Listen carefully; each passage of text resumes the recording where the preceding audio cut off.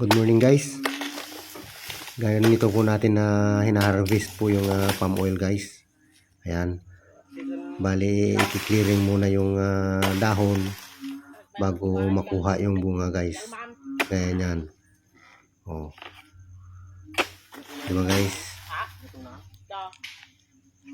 Ayan. Tatanggalin niya yung dahon guys. Kasi sagabal po yung dahon.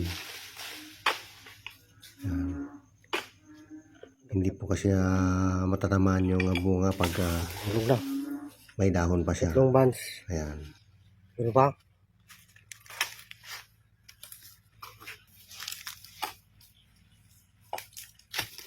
Oh. So guys, oh. Ano?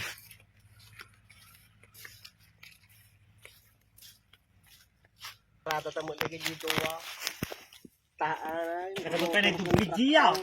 Nakadupa na yung dublay. May kumadya no nabuntog pataray ni ko ah. At niya kasta-kasta mo adya rastilyo ka timalikab na may palog. Nagdangato mga rodakas sa tipan lang ato nanay. Ay, di na natin pirmira mo tayo ay garmot nga ni. Tresira kwartan sa mo dagang. Tresira higer. Ila na Nagdangato tilagto na dyan rastilyo.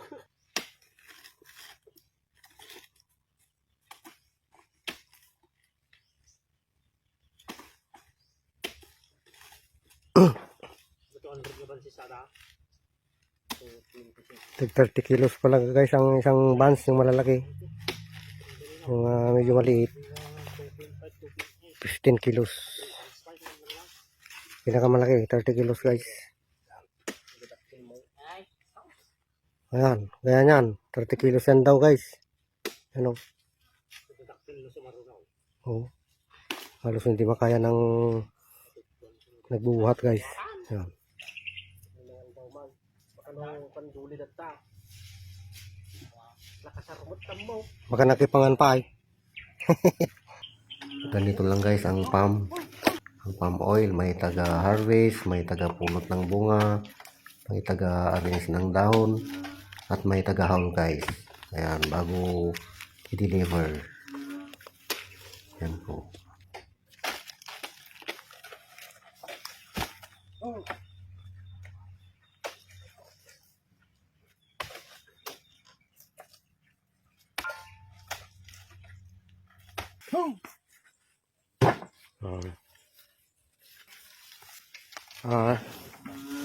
Yan guys, bali last trip na ito guys. Yan.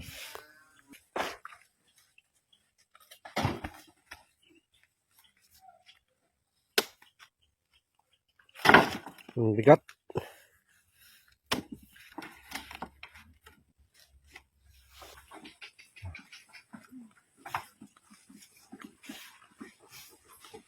Kasta ko mga talaga ang isuna. Talagang ano na.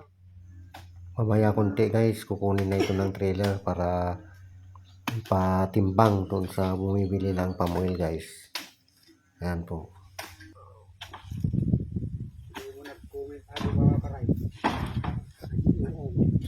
Luraw. Nagsin niya. Delivery guys. Oh. Delivery. Yun. Malapit lang naman po yung kanyang deliveran. Guys. Salamat sa panonood. Salamat sa support. God bless us all guys.